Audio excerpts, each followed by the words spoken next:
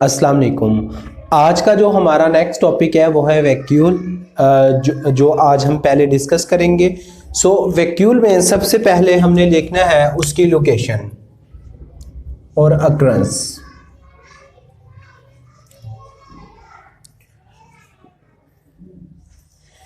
Vacuole जो है वो डेफिनेटली प्लांट्स के अंदर भी होता है, एनिमल्स के अंदर भी होता है।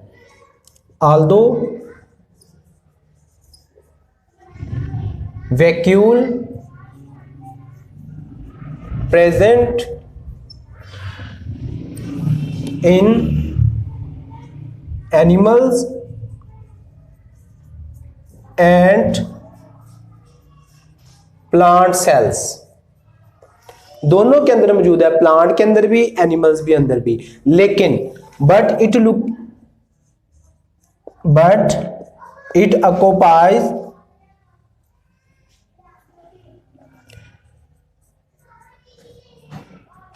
occupies major central portion और position of plant cell. Plant cell में क्या होता है, सेंट्रल जो पोजीशन है उसको इसने ऑक्यूपाई किया होता है by pushing rest of the organelles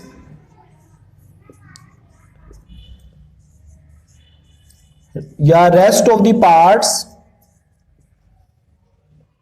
eight peripheral side और पेरिफेरल पार्ट।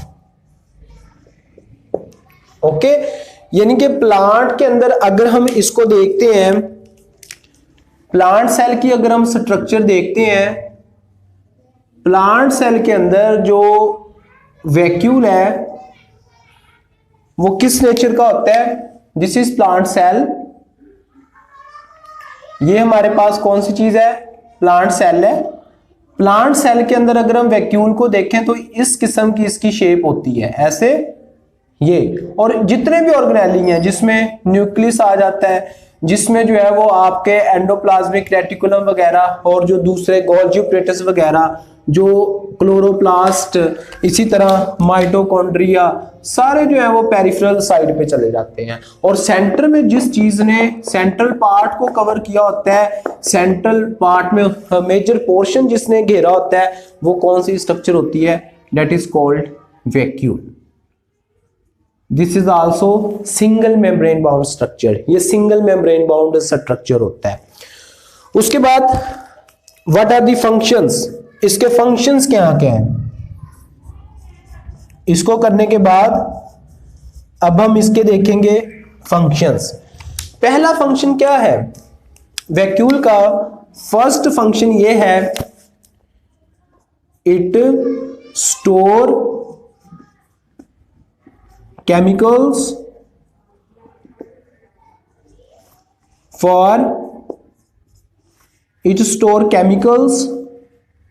जिसमें क्या क्या हो सकते हैं, मेटाबोलाइट्स यानी कि फूड, मेटाबोलाइट्स, ठीक है, फूड हो सकती है और मेटाबोलाइट हो सकते हैं। फूड से बायोकेमिकल हम इनको कह सकते हैं, ये स्टोर करता है आपका वैक्यूल। मेटाबोलाइट्स वगैरह यानी कि वेस्ट वगैरह, एज वेल एज इसके अलावा क्या स्टोर कर सकता है, as well as water. Water को जो है वो अपने अंदर स्टोर करता है।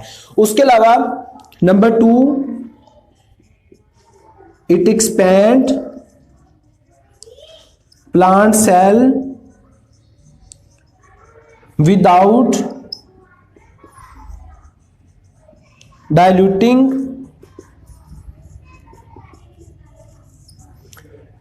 cytoplasm। देखें, अगर सारा ये इसके अंदर मेजर 90% से भी ज्यादा जो वैक्यूल है उसमें मेजॉरिटी जो है वो वाटर एंटर होता है, इनके बाहर से वाटर एंटर होता है, वो सारे के सारा वैक्यूल में जाके जमा होता है। और वैक्यूल की दीवारों पे जब प्रेशर पड़ता है तो वैक्यूल जो है वो फूल जाता है। इसको हम कहते हैं कि जो साइटोप्लाज्म में वैक्यूल है वो फूलता है तो सेल जो है वो एक्सपैंड हो जाते हैं, फैल जाते हैं, जिसकी वजह से प्लांट को सपोर्ट मिलती है कि वो गिरते नहीं है। सो इसकी वजह से अगर पानी डायरेक्ट सेल में जाता, उसकी वजह से साइटोप्लाज्म पतला हो जाना था, उसकी कंपोजिशन चेंज हो जानी थी। दैट्स वाई कि जो आपका वैक्यूल है ये साइटोप्लाज्म की कंपोजिशन को भी मेंटेन करता है। कैसे? क्योंकि पानी साइटोप्लाज्म में रहने की बजाय इसमें जमा होता रहता है और साइटोप्लाज्म फिर पतला नहीं होता है, वो डाइल्यूटेड नहीं होता है। सो ये इसका सेकंड फंक्शन है। पहला store house of food and metabolites as well as water. उसके बाद थर्ड फंक्शन क्या है? It put pressure on outer membrane, outer part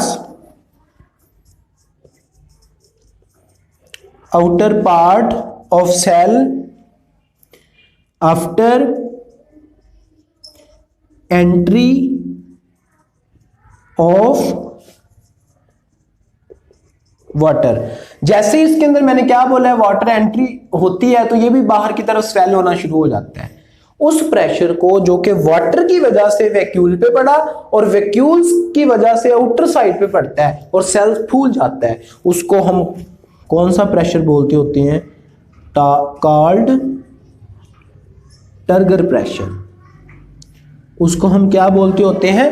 turgor pressure. और इसकी वजह से क्या होता है? विच हेल्पफुल फॉर सपोर्टिंग, जिसकी वजह से प्लांट के किस पार्ट को सपोर्टिंग मिलती है? Supporting leaves as well as young plants. जो छोटे पौधे होते हैं उनमें भी टर्गर प्रेशर जो है वो अपना रोल प्ले कर रहा होता है। So these are the functions of this vacuole. Store house of biochemicals, foods, यहाँ पे बायो का वर्ड ऐड कर सकते हैं, जिसमें फूड आते हैं, मेटाबोलाइट्स आते हैं जिनके वेस्ट, और एज वेल एज वाटर। और एक्सपैंड करता है साइटोप्लाज्म को, डाइल्यूटेड नहीं होना देता, और put pressure when water enter into it, उसकी वजह से सेल एक्सपैंड होता है तो टर्गर प्रेशर मिलता है। टर्गर प्रेशर की वजह से लीव्स और जो यंग पार्ट्स हैं वो मेंटेन रहते हैं। So this is all about vacuolar structure. उसके बाद जो नेक्स्ट हमारी ऑर्गेनेली आती है वैक्यूल के बाद, वो आते हैं साइटोस्केलेटन। अब हम साइटोस्केलेटन को डिस्कस करें। फिलामेंट सबसे बड़े साइज की, ये ऑलमोस्ट 25 नैनोमीटर माइक्रोट्यूब्यूल, 10 नैनोमीटर की इंटरमीडिएट फिलामेंट और 7 नैनोमीटर की माइक्रो फिलामेंट साइजेस होते हैं। ये बुक में नहीं है, ये ऐसा आपको समझाने के लिए है कि जो इंटरमीडिएट है उनका साइज इन दोनों के दरमियान में। सबसे जो बारीक होती हैं दे आर माइक्रो फिलामेंट। सो इनको वन बाय वन हम डिस्कस करते हैं। Number 1 micro tubules. 3 वर्ड जो इसकी डेफिनेशन में आपने लिखनी है कि ये होते क्या है। दीज आर लॉन्ग अनब्रांच्ड, यानी कि सीधी होती हैं, and slender network of tubules. Slender mean पतली, स्लेंडर ट्यूब्यूल्स होती हैं, माइक्रो ट्यूब्यूल्स। ओके, जिनका क्या फंक्शन है, इनके कौन से फंक्शन है जी? माइक्रो ट्यूब्यूल्स हेल्पफुल होती हैं, helpful for assembly and disassembly. Assembly mean इकट्ठा करना, डिसअसेंबली मीन लैदा करना, ऑफ स्पिंडल नेटवर्क। ठीक है, ड्यूरिंग सेल डिवीजन। पहला फंक्शन इसका ये होता है, असेंबली और डिसअसेंबली ऑफ स्पिंडल फाइबर, उसको बनाना और खत्म करना। यानी कि अगर माइटोसिस करवाते हैं ना, माइटोसिस, तो ये यहां पर सेंट्रियूल्स होते हैं, सेंट्रियूल से नेटवर्क बनता है स्पिंडल फाइबर का। ऐसे 1 पेयर होता है सेंट्रियूल का, ये माइक्रोट्यूब्यूल से बना हुआ है स्पिंडल नेटवर्क। इसके ऊपर क्रोमोसोम लगते हैं, ऐसे क्रोमोसोम अटैच होते हैं किसके ऊपर? On spindle fibre. और जब क्रोमोसोम ने लैदा होना होता है तो स्पिंडल फाइबर ऐसे जो है वो एक दूसरे के साथ मूव करते हैं अपोजिट पोल्स पे और क्रोमोसोम को तोड़ देते हैं क्रोमाटिड्स के अंदर। सो ये जो आपके क्रोमोसोम का इक्वली डिवाइड होना है, सेल टू सेल डिवाइड होते जा रहे हैं, हमारी बॉडी बनती जा रही है, स्पिंडल फाइबर उसको अरेंज करने में हेल्पफुल करते हैं। स्पिंडल फाइबर किस चीज से मिलकर बने हुए हैं? माइक्रोट्यूब्यूल्स के साथ। उसके बाद second function, helpful for formation of organelles और स्ट्रक्चर। कौन सी ऑर्गेनेली को बनाती है? अभी मैं आपको बात कर रहा था जिससे स्पिंडल फाइबर बनते हैं, उसको सेंट्रियोल कहते हैं। सेंट्रियोल कौन कौन सी है? सेंट्रियोल ये ऑर्गेनेली है। इसी तरह सीलिया जिससे एनिमल मूव करते हैं, छोटे पैरामीशियम वगैरह। फ्लैजेला बैक्टीरिया के अंदर जो हमने पढ़ा। और बेसल बॉडी में भी मैंने बताया था आपको, ये बेसल बॉडी एक्चुअली सेंट्रियोल की तरह का स्ट्रक्चर है जिससे फ्लैजेला बनता है। ये सारी चीजें माइक्रोट्यूब्यूल से मिलकर बनी हुई है। So these are the functions of microtubules. उसके बाद दूसरी जो हमारे पास पार्ट आता है, जो ट्यूबुलर नेटवर्क, वो आता है हमारे पास इंटरमीडिएट फिलामेंट।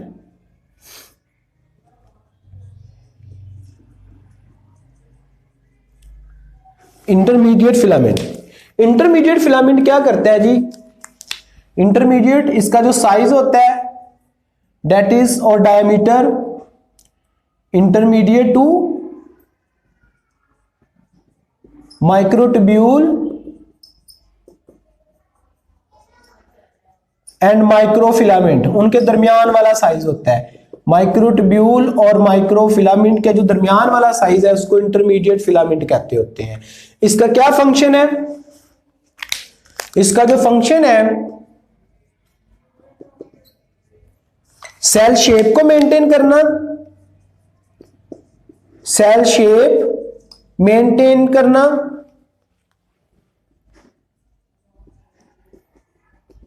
और नंबर 2 इंटीग्रल कंपोनेंट्स को, यानी कि जो सेल के अंदरूनी पार्ट है, इंटीग्रल कंपोनेंट्स को मेंटेन करना। ओके, यानी कि ऑर्गेनेलिस को अपनी जगह पे फिक्स रखना, ये इंटरमीडिएट फिलामेंट का काम है। सो वेरी लास्ट जो थर्ड टाइप है इसकी, वो है micro filament. These are more slender to both of them, ये सबसे पतले साइज की होती हैं, मोर स्लेंडर।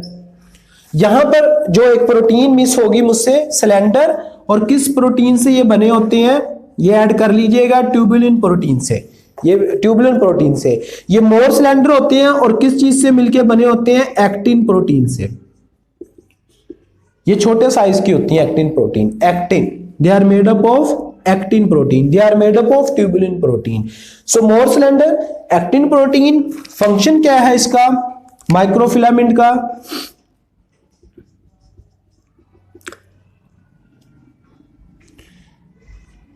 इनका फंक्शन, ये इनर अटैचमेंट होती है, क्रॉस लिंक होती है, cross link with plasma membrane. किसके साथ? प्लाज्मा मेम्ब्रेन के साथ जुड़ी होती हैं। क्या फायदा होता है उससे? उससे सेल की जितनी भी इंटरनल मूवमेंट होती है साइटोप्लाज्म की, साइक्लोसिस, साइटोप्लाज्मिक स्ट्रीमिंग, उसमें ये हेल्पफुल होती हैं। मूवमेंट में हेल्पफुल है ऑर्गेनेलिस की,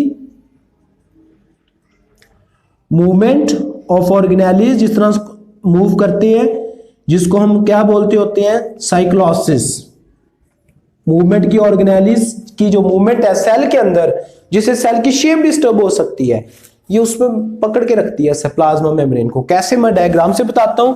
नंबर 2 अमीबाइड मूवमेंट में, अमीबा उसकी मूवमेंट में भी हेल्पफुल होती है, अमीबाइड मूवमेंट सेल, उसमें भी इसका रोल इंपॉर्टेंट होता है। सो अब इनकी कैसे, अगर हम स्ट्रक्चर देखें तो ये स्ट्रक्चर कैसे इसकी जो है वो आप बना सकते हैं। स्ट्रक्चर देखें तो this is our plasma membrane, ये हमारी एक प्लाज्मा मेम्ब्रेन की लेयर है, ठीक है, प्लाज्मा मेम्ब्रेन ये, और इसी तरह ये दूसरी, ये भी हमारे पास कौन सी चीज है, प्लाज्मा मेम्ब्रेन का हमने कोई पार्ट लिया हुआ है ऊपर नीचे, ये भी प्लाज्मा मेम्ब्रेन है। ओके, दोनों प्लाज्मा मेम्ब्रेन एक सेल की टाइप है। इसको बंद क्यों नहीं होती आपस में एक साइड से दूसरे साइड की सेल मेम्ब्रेन, कैसे, ऐसे नेटवर्क होता है तार शेप, ऐसे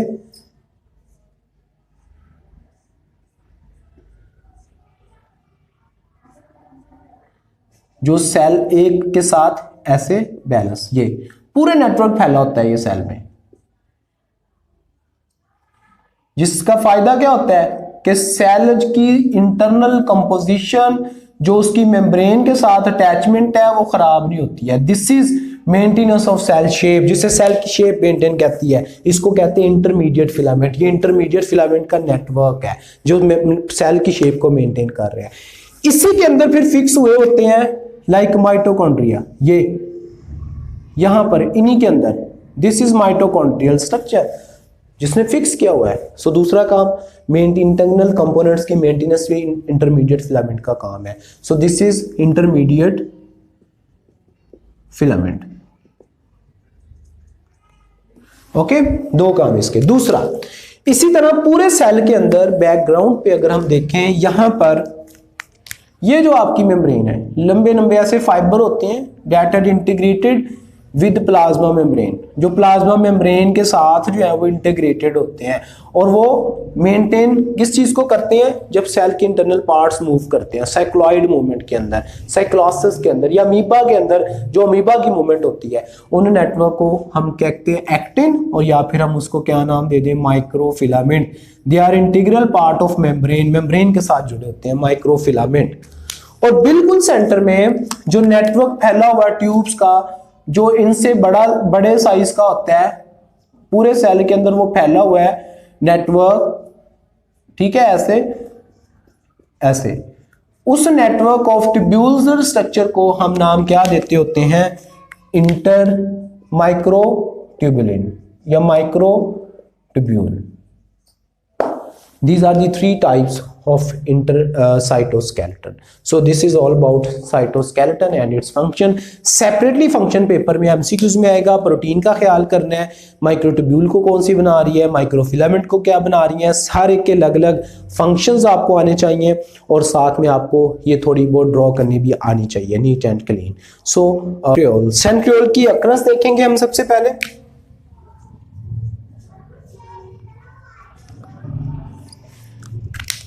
सेंट्रियोल मौजूद होता है एनिमल सेल्स में, it located in animal cells, lower plants जैसे ब्रायोफाइट्स हैं, सिंपल प्लांट्स, जो सिंपल प्लांट्स हैं जो एल्गी के बाद बने हैं उनको ब्रायोफाइट्स कहते हैं। They are called lower plants, क्योंकि वो लाइफ ट्रांजिट हो रही थी, शुरू में ये थे, बाद में इसको रिप्लेस कर दिया एनालॉगस रीजन ने। जो एनालॉगस रीजन क्या है, जो प्लांट्स में एज ए सेंट्रियोल काम करता है, ठीक है, उसको एनालॉगस रीजन कहते हैं। उसके बाद सब माइक्रो ऑर्गेनिज्म के अंदर, कुछ माइक्रो ऑर्गेनिज्म के अंदर भी ये मौजूद होता है, but totally absent in higher plant, absent in higher plants, higher plants के अंदर ये एब्सेंट होता है, ये इसकी अक्रेंस है। उसके बाद सेल में इसकी लोकेशन, ये होता किधर है, पेयर एक इसका मौजूद होता है, pair of centriole, pair of centriole located exterior to nucleus,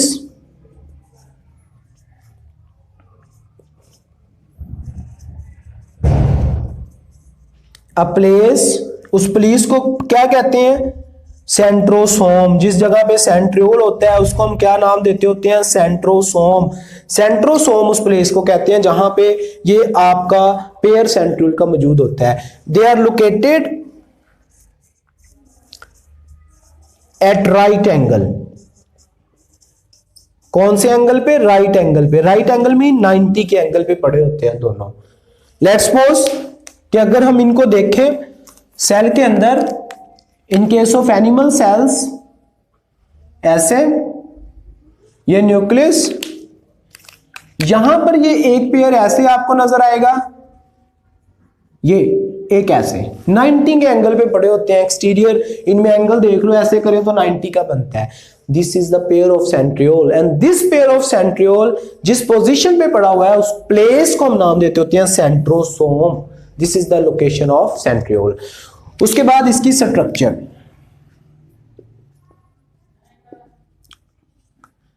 अभी मैं पिछली ऑर्गेनेली में बात कर रहा था, they are made up of microtubule, tubulin protein से मिलकर बने हुए हैं। कैसे? They are composed of 9 sets of 3 microtubules. कितने सेट्स होते हैं? 9, और हर सेट में कितनी माइक्रोट्यूब्यूल होती हैं? 3।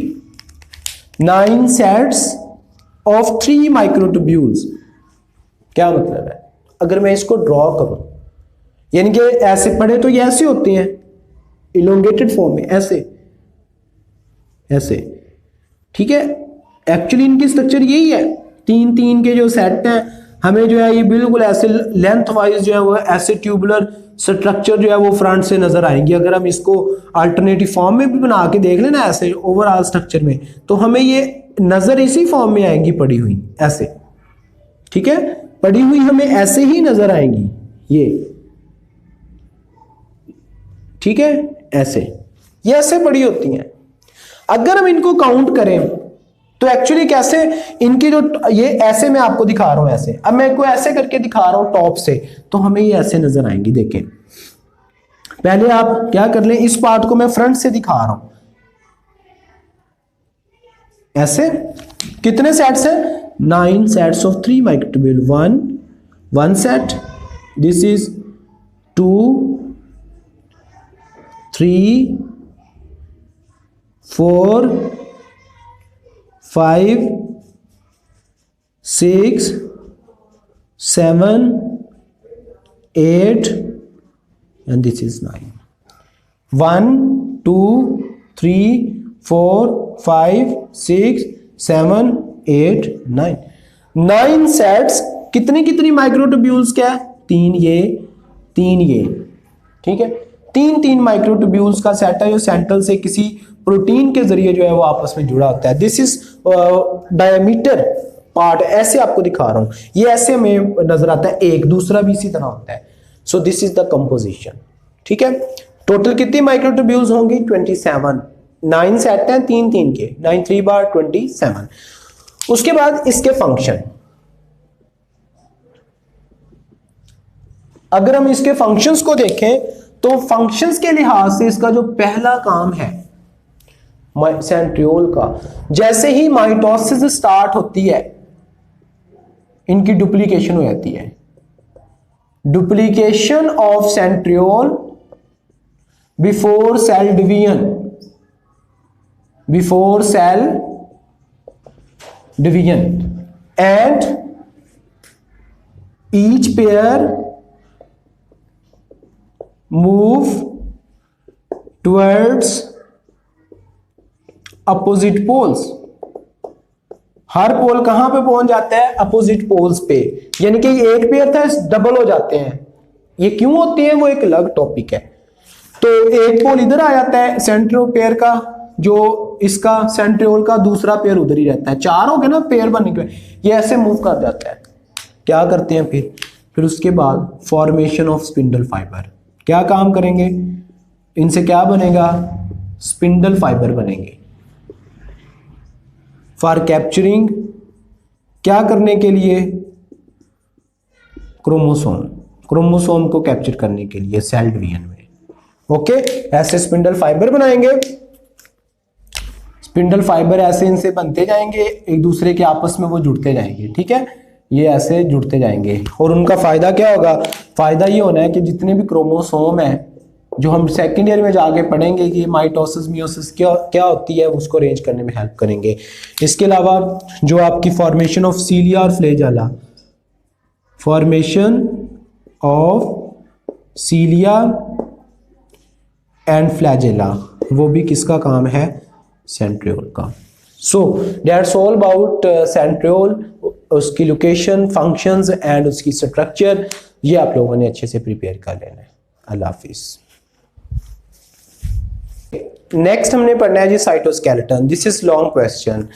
जो साइटोस्केलेटन है, इसमें हम सबसे पहले इसमें डेफिनेशन लिखेंगे इसकी। साइटोसोल यानी कि साइटोप्लाज्म का जो सॉल्युबल पार्ट है, cytosol contain network, cytosol contain network of fabric tubules,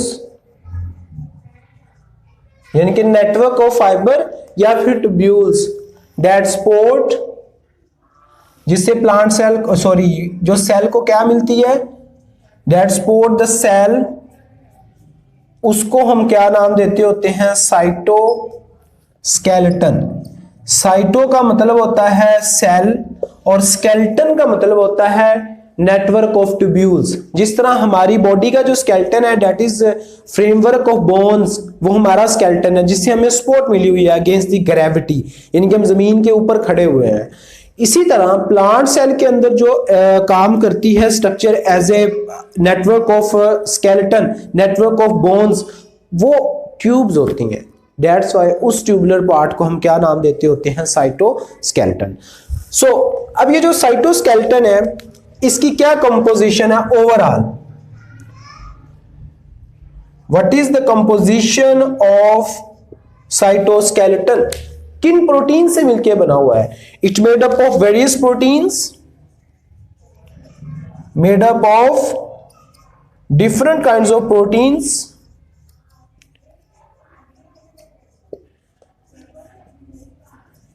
उन प्रोटीन्स के नाम कौन से हैं, number 1 tubulin, number 2 actin, number 3 myosin, number 4 tropomyosin, number 4 troponin, extra. इसी तरह और भी हो सकती हैं, tubulin, actin, myosin, tropomyosin, troponin और एक्स्ट्रा, यानी कि इसके अलावा भी हो सकती हैं। These are the major proteins. अब ये कैसे बनाएंगी सेल को, उसी के लिहाज से हम इसकी डिफरेंट टाइप्स करते हैं। So next types of microtubules, इनकी क्या कितनी टाइप्स हैं, उनमें नंबर 1 पे आता है टाइप्स में, देयर आर 3 टाइप्स। पहले जनरलाइज लिख लेते हैं, कितनी टाइप्स की होती हैं, दे 3 टाइप्स की हैं, दे हैव 3 टाइप्स। कौन कौन सी, number 1 microtubule, number 2 intermediate filament,